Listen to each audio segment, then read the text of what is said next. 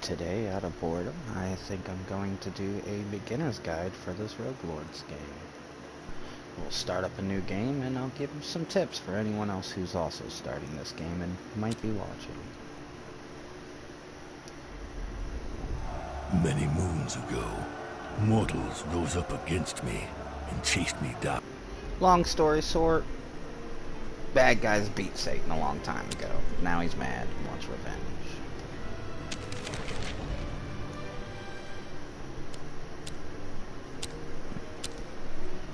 This is the tutorial level. Many years ago, I was banished from the terrestrial plane by Van Helsing and his demon hunters.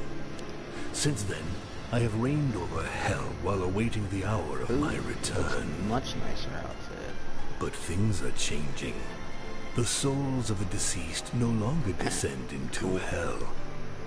Have humans become more virtuous? Or is...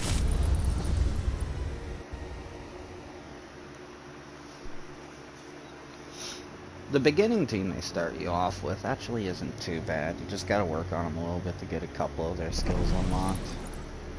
Dracula himself has a skill called Death to Traitors you need to unlock. That skill alone it'll carry, like, flat out. Skip the tutorial. You don't need it. Now, if you are playing for the first time, I would advise going through the tutorial, and whenever you're done with the tutorial, feel free to meet me back here.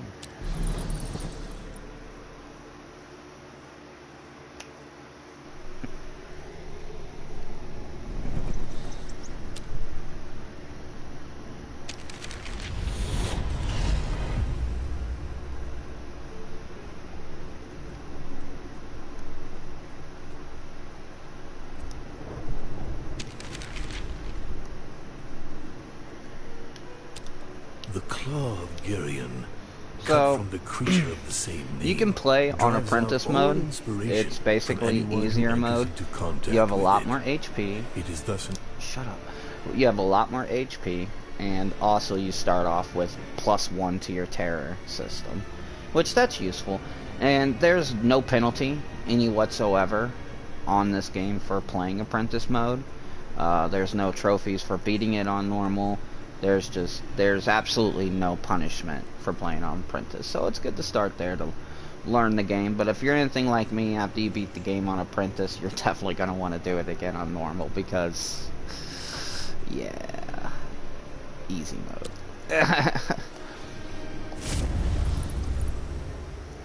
Now, some of these situations will seem a lot easier than they really are, but that's just because of experience. I've played this, I've done multiple runs on this game. I know all the enemy types. I know their patterns, etc., etc., etc. Experience goes a long way in this game. The people fear me once again. That is how it should be. So for our early runs, in the early stages, here's my best tip I can give the people, is to focus on things that aren't battles. So you want to go to the icons like this, which is an event, or, you know, Grim Reaper shops every once in a while, Essence if you need to heal, but try to focus on going to these events as opposed to battles. But the only exception to that rule is in the very beginning. In the beginning, on chapter 1, when the enemies are their absolute easiest, I try to go through these battles. So many innocent souls, and for my and reward, so I always little choose a time terror to effect. corrupt We want to them try to all. build up a terror effect relatively quickly so that we can get the better skills easier. And also, through smart choices, using these terror buffs, as you can see, it'll put a buff on those 2 levels up there on that little mini-map that are yellow. And by really using these terror buffs, you can get a bunch of free souls. Sometimes you can get free boss kills. Those are my favorite. I'm terribly sorry, but it seems your time has come. So first round, we're just going to do some prep. I'm going to put this mirror here. We're going to put sharpening on her.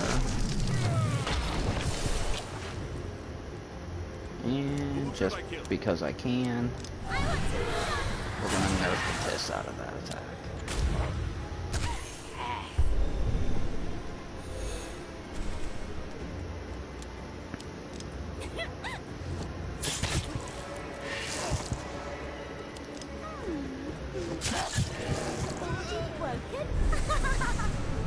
Now, some of the earlier tips, in these early fights, before you have any of the upgraded skills or anything, and you're just working with their basic kits, Dracula's Vampirism adds 2 Sharpening.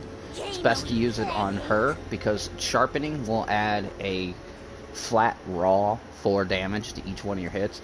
So on her little attack here, where it pokes him 2 times, but it only does 3 to 5 damage, that'll add 4 damage onto both of those pokes.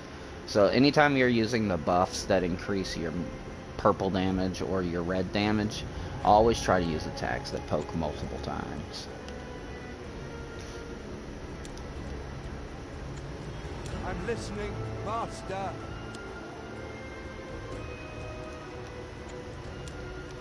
Brain fart.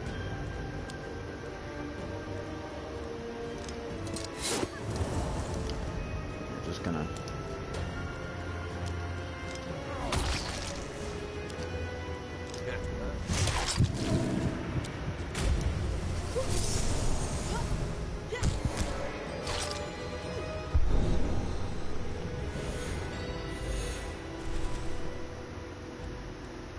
Now, bleeding debuff is a lot of fun, depending on how you use it. It could be super weak, or it does nothing, or super strong. How it works is each time the enemy, if somebody has a bleeding debuff, anytime they do damage, doesn't matter how much damage they do, they'll take a tick of bleed damage, which is around 5 damage. So you see these enemies, they're going to be doing attacks. This will do 3 damage 3 times. This will do 5 damage 3 times. So that means if they're bleeding after they do their attack, they'll take 3 hits of bleed damage. That is not the one I clicked on, but she's dead. What game are we playing? Mirror, who shall die tonight? This fucking short or drift in my stick, I swear to God. Thanks to a drift in my joystick, I made 2 very stupid choices. I must fall back.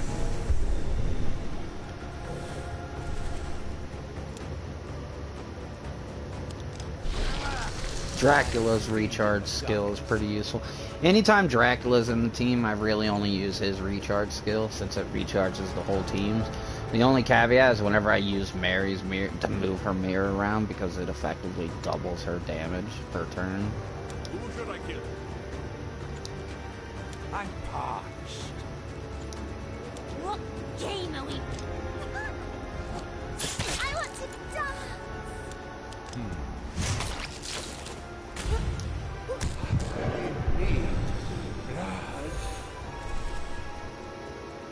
What game are we playing? Mirror, who shall die tonight?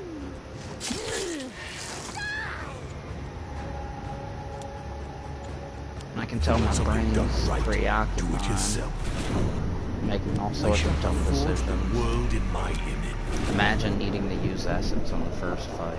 Oof. In the fight, I need blood. my power is invincible.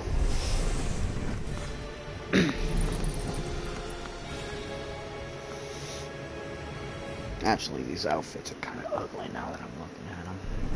My influence is growing. Headless Horseman's is nice. The others are suck. That was a waste of $3. See, if you look at the Terror buffs here, like this one will double the amount of souls I can get from that fight. Whenever the Disciple does this event, they'll earn a second random trait, which don't sleep on that. Traits can mean the difference between winning and losing a run. Perfect example, I had one run where Frankenstein had an extra 30-something attack power based on all his traits that he had. So even his little puny skills were like one-shotting mobs. It was a fun run.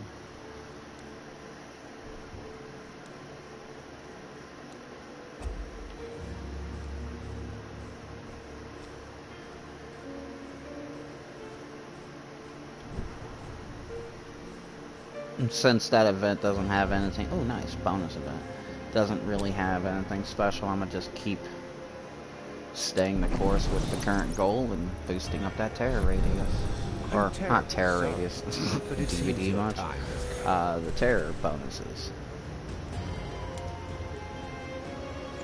Ugh, 3 privateers. What game are we playing? Hunger! Who should I kill?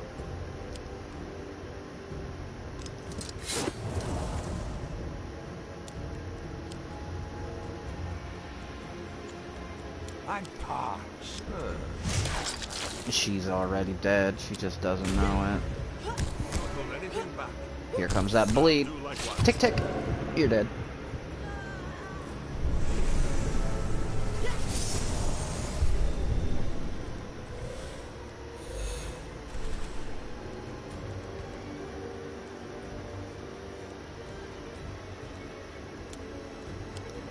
Mirror, mirror, who shall die tonight? I'm going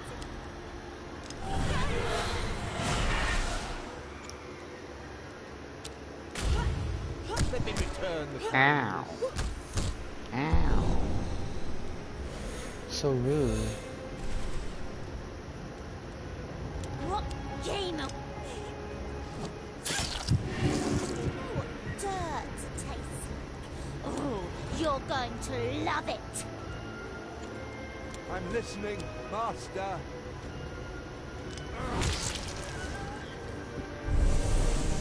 Finish her off with the weaker of the 2 attacks. Who should I kill? Get some of my HP back. How Headless Horseman works is each time he takes a hit, he receives one of those little... If you look at that silver emblem under his name to the left there, it's called Bitterness. He also acquires 1 Bitterness when you use his recharge. Some of his skills have a green effect called Mastery on it. In order to use those skills, you have to have 5, which is his max. 5 Bitterness. Some of the attacks, they're okay. Yeah, if I remember correct, he only has 2 of them. This one, which drains both life bars and heals him. And then the other one removes protective buffs off of the enemy and increases the attack power of your team. I'm gonna be honest, Headless Horseman isn't really all that great in this game. I mean, he's okay, but he's just... He's a tank, that's it. Really. What game are we playing? I'm parched. Darkness makes me stronger.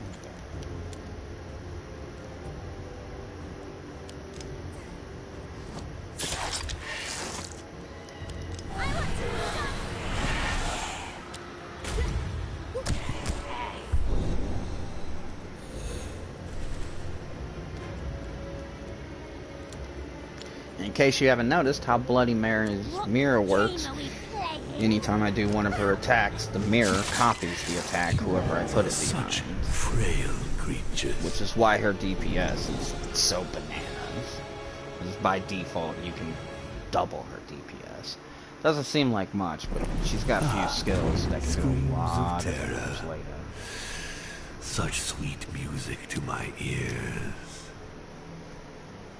So when you're looking at an event screen, there's a couple things you gotta take into account. On the top right, you'll notice where it says Social Test, and it'll say Occultism and Temptation. That means that in this event, there will be choices based on Occultism and Temptation. At least. There could be others. So we're gonna look down, and if you look, you'll see each one of your characters' various different stats. The greens are what they'll receive as a reward from this. So we have Occultism and Temptation. So her is 2 and 2 on those. So those really low. I don't want to use a lot of essence to pass these tests because one of the best advice I can give you is always use your essence to pass the tests. Like, just don't be scared to use it. So yeah, it looks like I'm going to be going with him. So he's going to receive 6 spirit points, blue mana bar, an extra damage to all of his spirit damage. What that means is, like, say he does a spirit attack that would do 5 damage, then it will do 6. Or if it does like 5 damage 2 times, it would do 6 damage 2 times. At your service, master. Ah, this is an easy one. So here's where experience comes into play. See, I know what will happen based on what I choose here. So bringing the statue to life, the statue basically goes off stomping and kills a bunch of people. You get souls. And making the sculptor a servant will give you something done another right. option. Perfect. And you can devour his soul to refill some of your essence up there, which I don't need that because I'm 40 out of 50. Or you can order him to make statues for a terror bonus, which that's Soon what we're the going to do. humans will all because bow down terror before bonus. me. It's the name of the game. Okay, so here's a caveat. Notice on the middle there, that elite encounter, it looks like a skull with a crown. No essence is consumed for the very first use of the devil's power. Now, for a beginner's guide, this is probably going to be the best tip. Keep an eye out for that, because when that pops up, you can do something really nifty with it. I'm sure you already know what it is. Knowledge is power. But we about to do it anyways. See, I'm on the 3rd night, and I already have my first level of terror.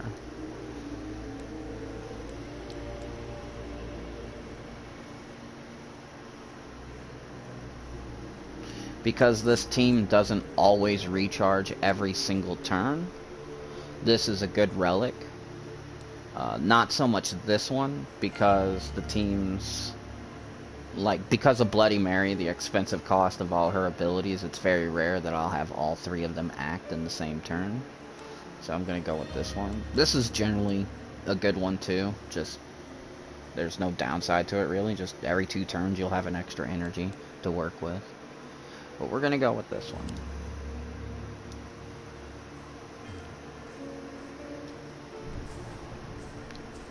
So now we're going to head on up here. This forest isn't so terrifying. And there's no essence. Now I'm going to... Not yet. Sometimes you'll see a bonus event and you'll want to like swap it around to something else. Don't get distracted when you have the no essence cost buff. Just go straight into the fight. I can't count how many times I've wasted that buff on swapping the bonus objective. I'm terribly sorry. So, because our very first use of the diabolic powers cost no essence, we're just gonna kill this guy. Just kill him. Cost me nothing to do this. Bloop. You have no HP My now. power is my imagination. Goodbye. Basically, it's a free relic. Love it. Who should I kill? What game are we playing?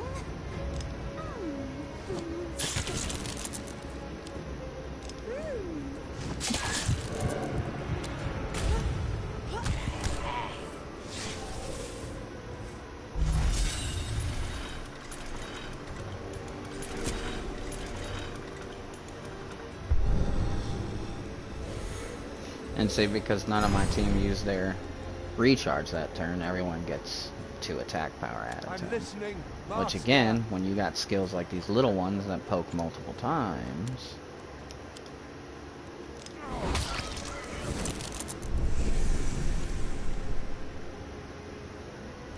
Who should I kill?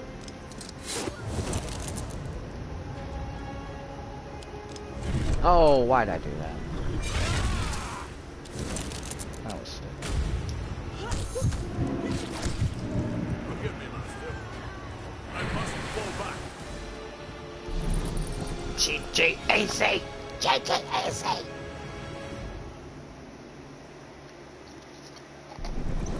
To think that such a powerful relic was hidden in this... So this is one of the rat killer specific relics that I don't like. Each time she plays 4 skills in a single turn, she gives other, not all, but other disciples 3 extra damage. But casting 4 skills in a single turn with her, like, you're not going to be doing that until way later in the run, if that.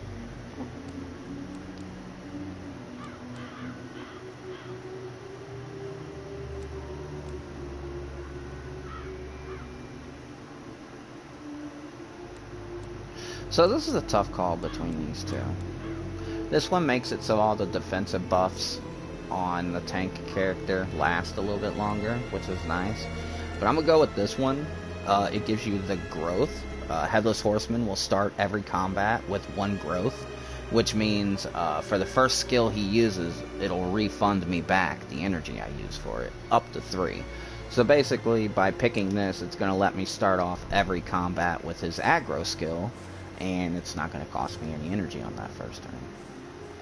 Alright, so Let's get down to sacrificial business. Swamp is the sun. I shall be forced to work. It's high time I get to. Actually, nah. Let's get down to I feel business. confident. My power, reality. Although it's being very stingy. Wow. It just won't give me a vent. Next time the fountain shows up, I gotta pick it, just so I can get some of this essence back. Ugh.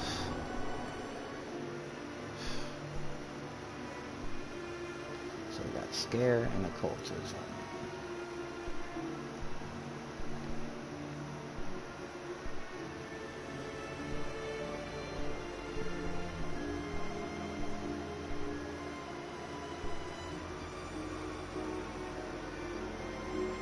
What are my orders?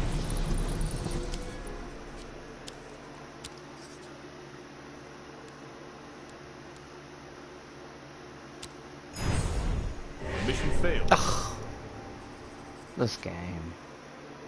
I can't see, this is why I say always use the essence to pass the test. Bring them up to 100%. I can't count how many times I failed on 90% chances to succeed. It's the math in this game isn't right. It's 10% is way higher than what it actually is.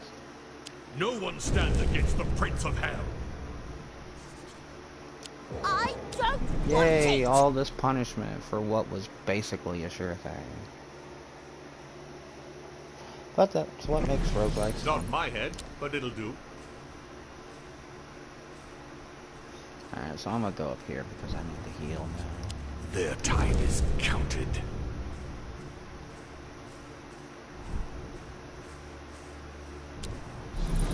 And so basically our goal here is in chapter 1 and 2 we want to fill up as much terror as we can. In chapters 2 and 3 you want to focus on doing events, building up your characters, and getting souls if you can. And then once you have good chunks of souls, you know, visit the Reaper, upgrade your skills. The trick to winning at this game is actually to stay away from combat as much as possible. As weird as that sounds. Most of my runs, the only fights I do are ambushes, which you can't do anything about. You have to, they're ambushes, you've been ambushed.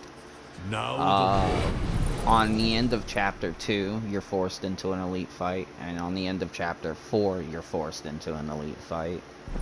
The very first thing on every run will be a combat. And other than those, like, for the most part, I just avoid combat except for the first chapter, because it's terror bumps each time.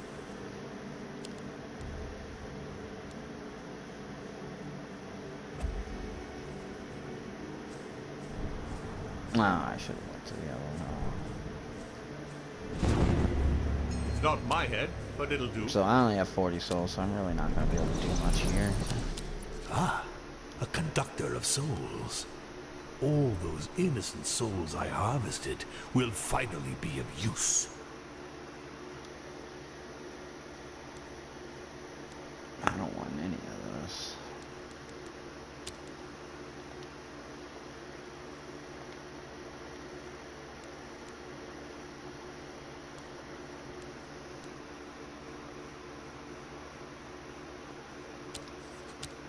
So we're going to give Bloodthirsty to the Reaper, because how this works is you can leave a skill with him, and whenever you meet him again, he'll give it back to you, and it will be upgraded to the next level.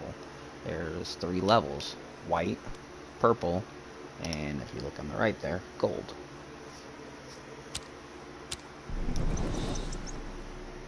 And one of the cool things about this game is every single skill in the game, it will, whenever you're scrolling over it, it will let you look at all of its upgraded versions and like how the stats change with the upgrades. It's not always just a flat-out damage boost. Some skills cost less energy when you upgrade them. One of the skills I like for Dr. Frankenstein at gold level, it makes it so it's free. Doesn't cost anything. Doesn't do a whole lot of damage, but it applies a debuff called Migraine. It's kind of nice that you can have that in the skill tree for no energy cost. So anytime you need to drop their magic damage, just, oh, there you go. Just zap them with the cattle prod. Because that's what the attack effectively is. You cattle prod them. My disciples enter. The people fear me once again. That is how it should be. So going back to what I was saying about how these terror bumps and the buffs can really help you along the way. This is the best example, one of my favorite examples. Other than earlier where I showed you where you can kill the elites for free, just collecting 60 souls by walking into an area, that helps out a lot if it happens a lot.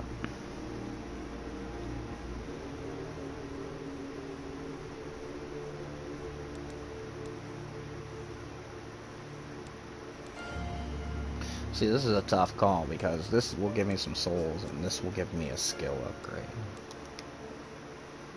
I'm gonna go with the skill upgrade. The curs will pay for that. And those purple marks are kind of like terror buffs, except for the bad guys. They're nerfs for me.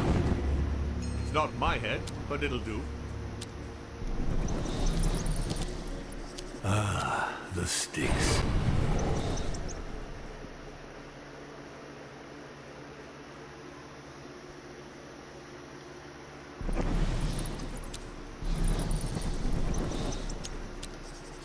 This sacrifice will make one. So how this works is you sacrifice a skill to open up some of your skill slots, but the skill you sacrifice will never show up again during this run, so keep that in mind.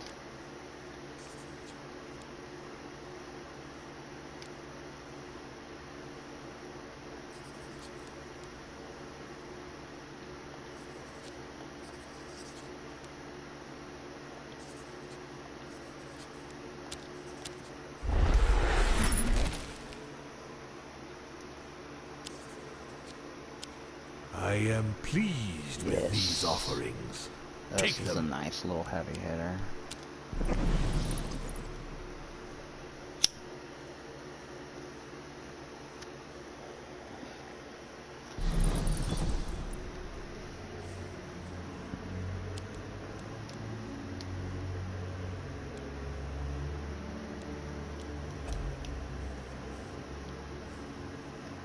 Well, this is kind of a waste. I don't need this. I don't have enough souls to buy anything at the Grim Reaper shops, and I guess I'll get rid of some of the negative traits.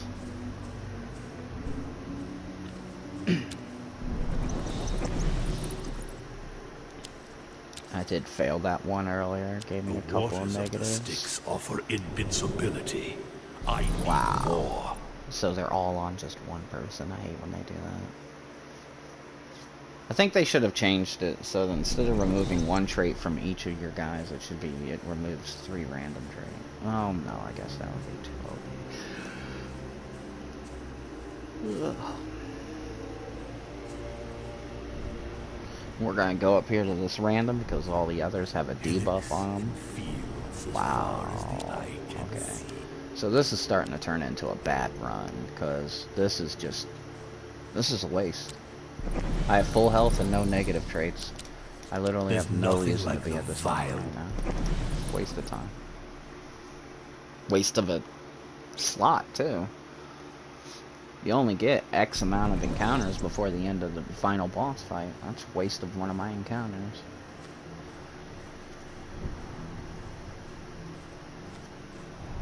This tree is already dead. Let's see what I can do. Here's a good one. If you're going to do an event run, which is basically what I've been explaining to you, where you focus mostly on just events, this is a good one to look out for. Omnipotent, because as you can see, it adds +2 to all your social traits. If you take one character into like every event as you go through a run, like that one character comes out on the other end, like God tier. Occultism and ruse. At your service, master.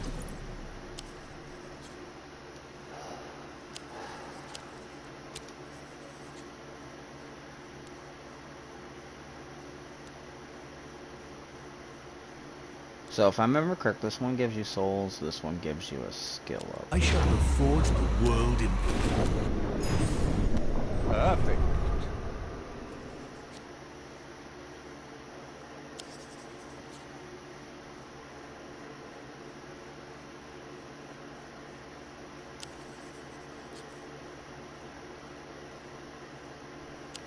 With that, the Or humans I will had it finally the other way submit to around. my Whoops. yoke.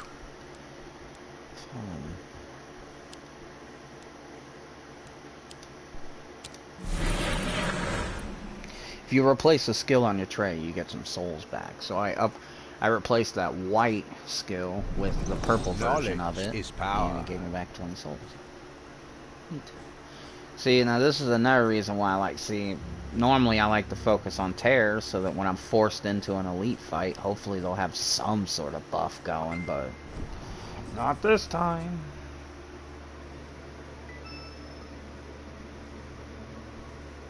Their time is counted.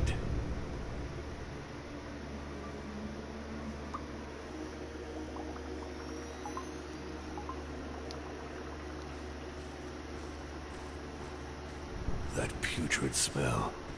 That deathly silence. It's gonna be a real shame if I feel right die at home. here during a video that's supposed to be a tutorial. I'm terribly sorry, but it seems your time has come. This isn't too bad. Now, there's one elite fight in the first 2 chapters where you go up against an enemy called the Tortured Soul.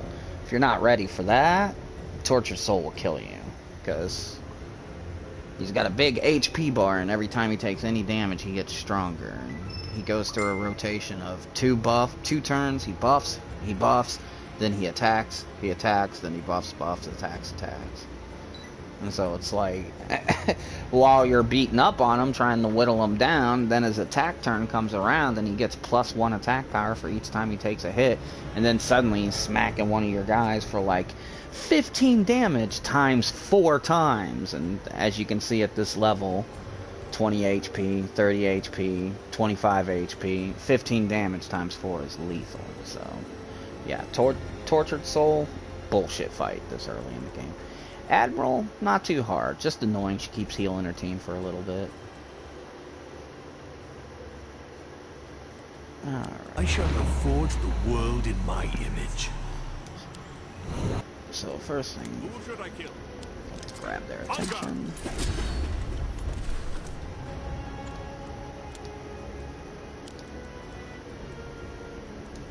If you want something done right, do it Get rid of yourself. this. The dice were loaded from the start. You're dead.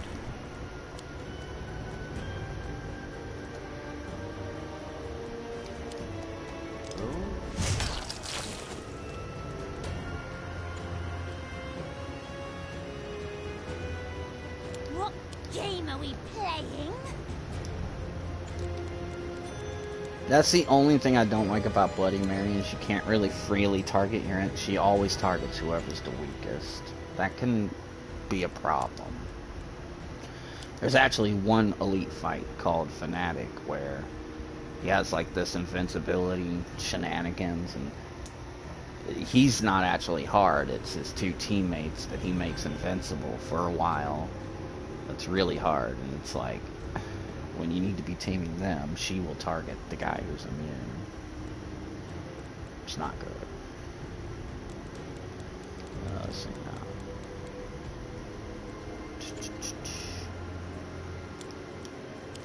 We're just gonna be lazy. We're just gonna slap a bleed on her. It won't do anything in my turn.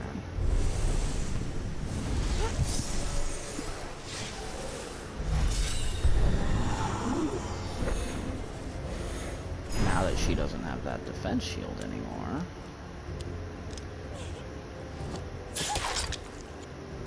I'm parched.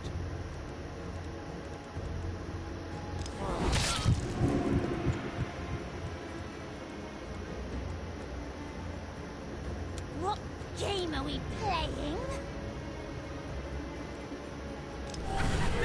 It seems I got carried away. Don't hold anything back. I'll do likewise.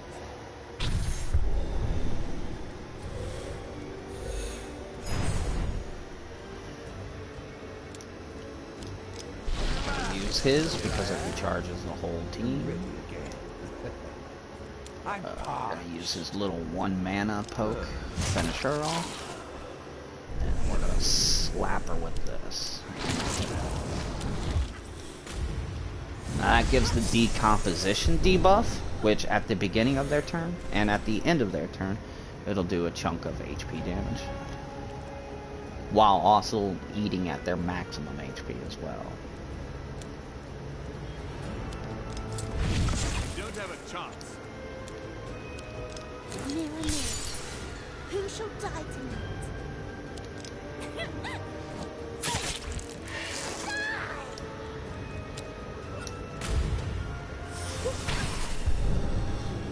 Now let's see if we can finish her off.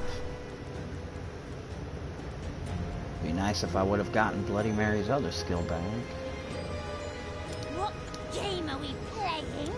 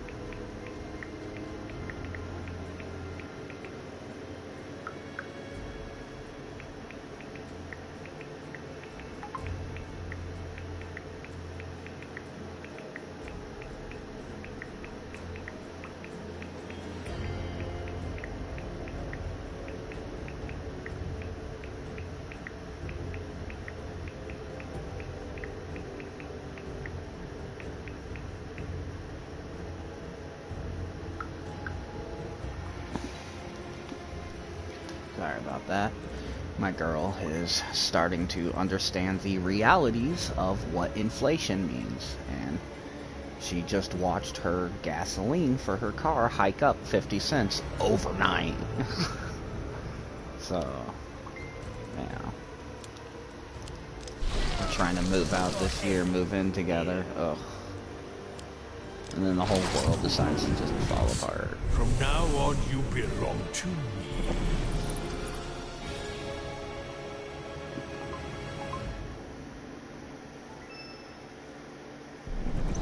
And to think that such a powerful relic was hidden in this rat hole.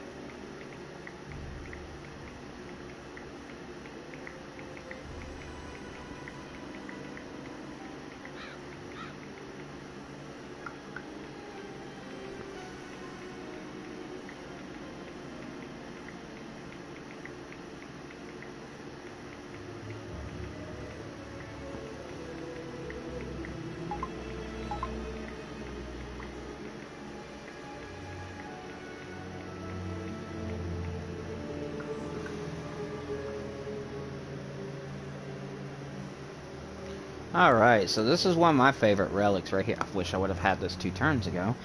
Then that one visit wouldn't have been a waste. It's very self-explanatory. Every time you visit a fountain, doesn't matter whether you heal or use the trait feature, it doesn't matter. Every time you visit a fountain, you get 80 souls. This adds up super fast. If, like, yeah. Yeah, it can add up. I hate fields. I'd love to see them burn.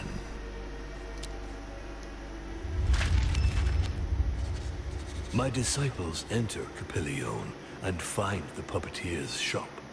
He knows how to make a mortal out of an imitation human.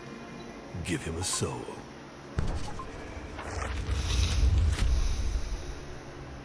Soon the humans will all bow down before me.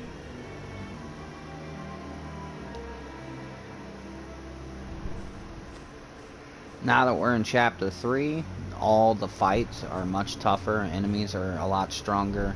You'll find new variations of elite fights. A lot of the elite fights will actually have 2 elites in them, as well as a combination of Tortured Soul, which I was telling you about earlier, plus another elite. Those can get uber nasty.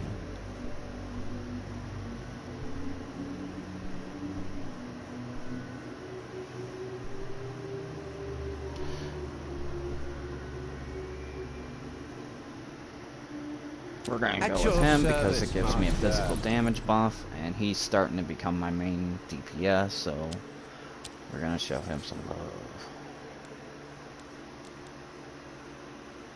I shall reforge the world in my... Let's get a new relic. Perfect.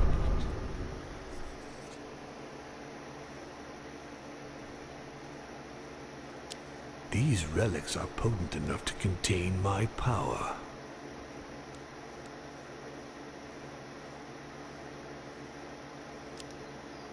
Knowledge is power. Really? It's for Devil's me? Blood, it's a decent relic if you're going to do an event run. It gives you Omnipotent trait to all 3 of your guys. Basically +2 to all their Knowledge is social power. traits.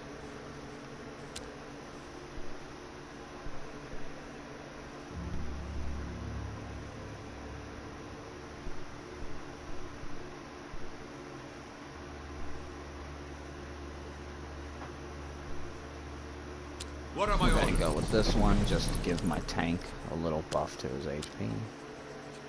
Oh wow, his sword looks dope with this skin.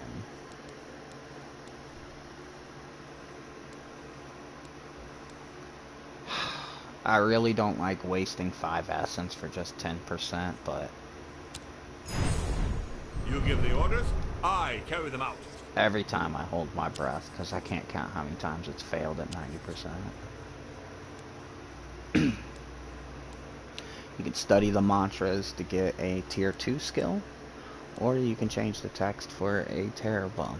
I think we know what I'm going to do. Ah, screams of terror. Such sweet music to my ears. And once you hit terror level 3, Not my head, it makes but it it'll so do. that every skill you find is by default a purple, so there's no more white skills. Which is pretty useful.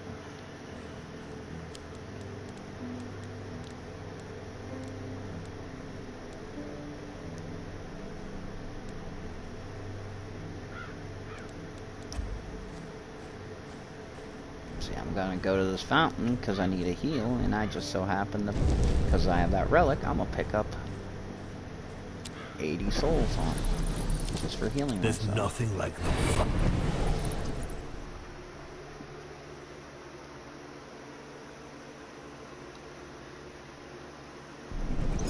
scream as loud as... Now the debuff in this doubles the cost of my power, so if I were to shuffle that around, it'd be like 6 essence each time. Screw that.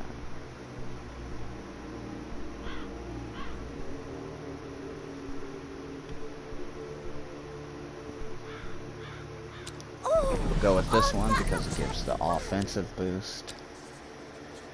Hanging Tree, Search the Bodies, I think gives you a relic?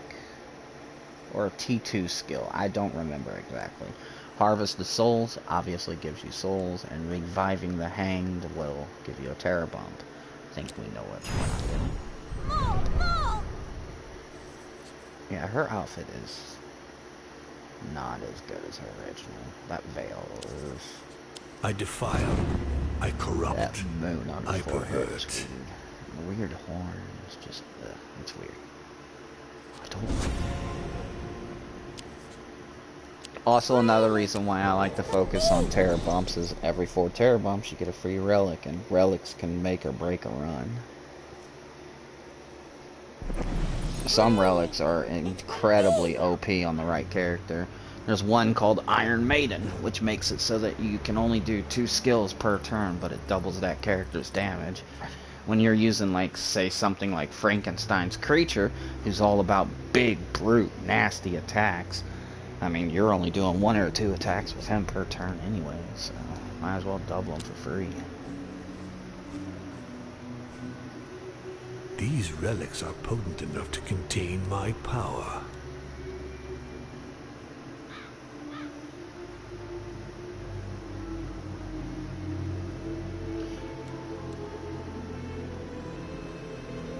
Alright, so now I'm going to do what I like to call the Souls Run. So this one relic is interesting. Your disciples get bonus damage for every 40 souls you have. So now I'm going to start hoarding my souls instead of spending them on upgrades. Oh hey look, I get 60 more souls just for chugging along. No one stands against the Prince of Hell. The dead are agitated in this cemetery. And if I can, I'm going to... My terror radius... My terror is getting up there, so now I'm going to start doing bumps for, you know, collecting souls and shit. So this is a good one. This is giving me 3 extra attack power to his At attack. your service, So master. definitely going for this one. Perfect. There's 3 different hang trees. Basically, it determines on what the body is there. This is the Alchemist. This one, carefully search the corpse and you'll get a skill. Taste the substance. If you pass it, you'll get a couple of positive traits. If you fail it, you'll get a couple negative traits. I prefer the other ones. The one with the Demon Hunter body. That one gives you a relic for picking its pockets. It tries to trick you by telling you to take control of some rats or whatever, but if you just pick his pockets, you get a relic. And then the other one is a Sanctilumen person, which for him you destroy his possessions for a terror bonus. But I don't need the skill, but I don't want to waste essence, so let's just... Yeah, no. Yeah, screw it. We're just gonna search the corpse. Drift and a joystick. It's painful. I am pleased with these Yeah, offerings. that's right. We get a tier Take- 1 skill. Take Ooh. everything you can.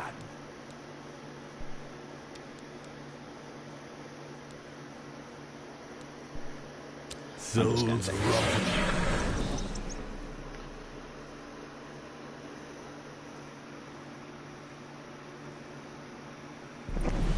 Knowledge is power. And just, you know, as you can tell, this game's all about preparing and thinking ahead of time. It's also a bit of randomness and luck. I mean, sometimes the game just gives you the finger and it costs you the run. It happens. But as long as you stay on this course, one of the best advice I can give to anybody who's playing this game is don't rush. I played a lot of these type of games, and a lot of them, the general strategy is to try to kill them on the first turn so that you don't really take damage. This game's not like that.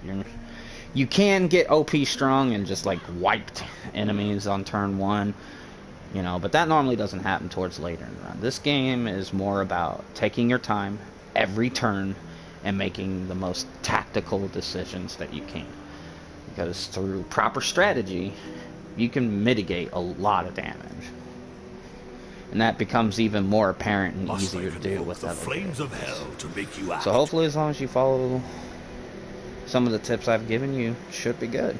And I'm gonna head on out of here. So have a good one.